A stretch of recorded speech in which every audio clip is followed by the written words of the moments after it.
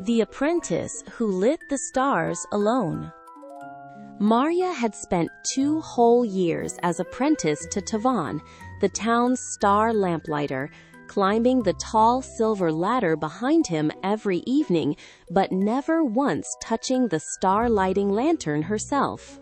Every night she carried his tools, steadied the ladder against the wind, and memorized the order in which each star of every constellation caught its flame, though Tovan always insisted the lighting itself must wait until she was ready. Tonight was the long night, when the entire Winter Crown constellation had to be lit star by star at exactly the moment the sun disappeared, or the town would go without its luck and its light for a whole year. Marya had only ever watched Tovan do it, and watching, she was quite sure, was very different from doing it herself. She spent the whole afternoon polishing the lantern glass until it gleamed, mostly to keep her hands busy and her mind off how many people were counting on tonight going perfectly.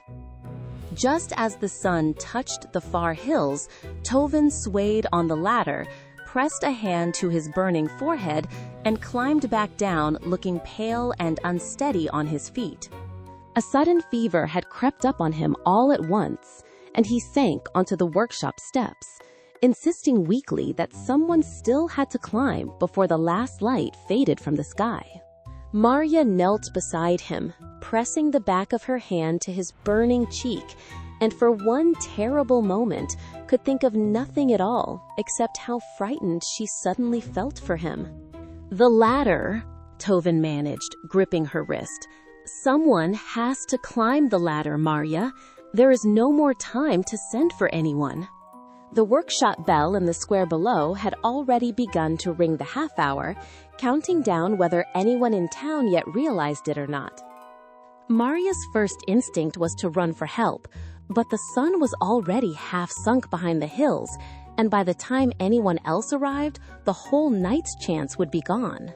"I've never lit a single star by myself," she said, her voice thin with panic, and Tovan, struggling to focus his fevered eyes on her, answered only, "You've watched every star, every night, for 2 whole years."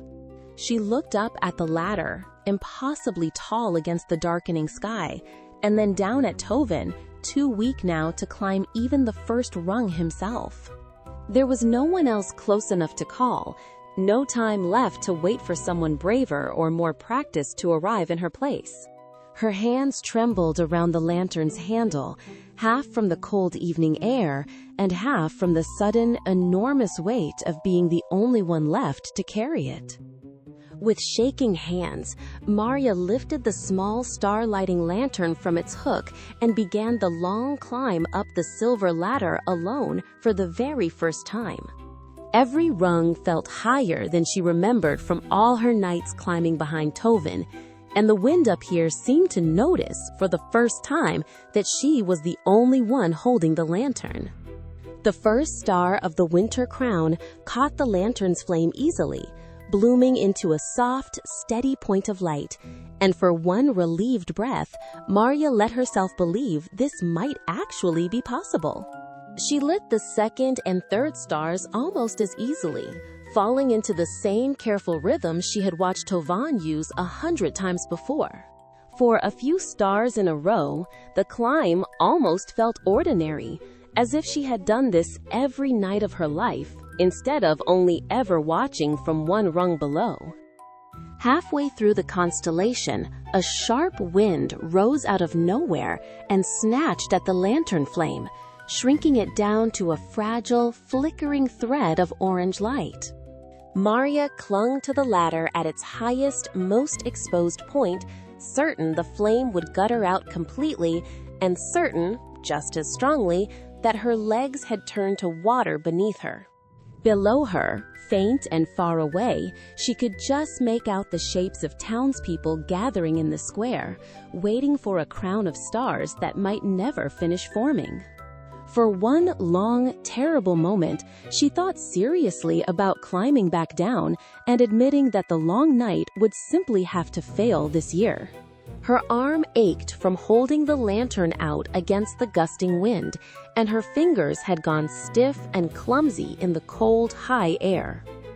In the wind's howling pause, she remembered something Tovan always said while she watched him climb.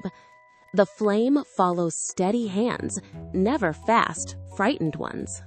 She thought of his voice saying it, calm even on the windiest nights, and found she could almost hear it now over the roar of the wind around the ladder. Marya cupped her free hand carefully around the shrinking flame, slowed her breathing to match its small, stubborn flicker, and felt it steady itself against her palm. One by one, the wind's worst gusts passed beneath her instead of through her, as though the ladder itself had decided to hold especially still. The flame steadied fully at last, small but sure, and Marya realized her own breathing had steadied right along with it. One by one, star by patient star, the crown took shape above her, until only the very highest point remained, the crown's jewel star, always the hardest for Tovan himself to reach.